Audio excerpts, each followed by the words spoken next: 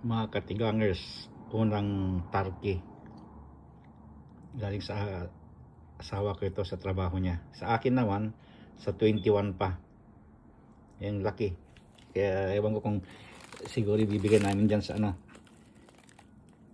yung bigat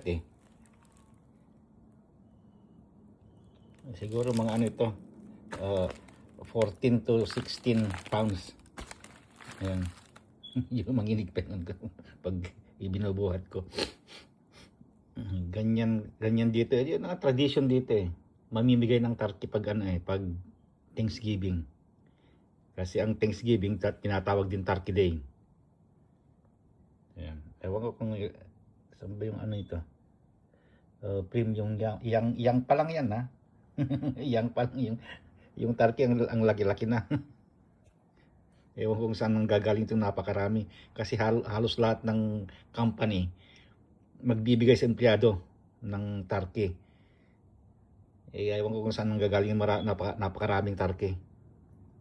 Kasi sa amin na, sabi ko nga, nasa 1,300 kami. Ibig sabihin 1,300 na turkey may pamimigay. Tapos kompleto na, may stuffing na. Okay. Yun lang. Bye.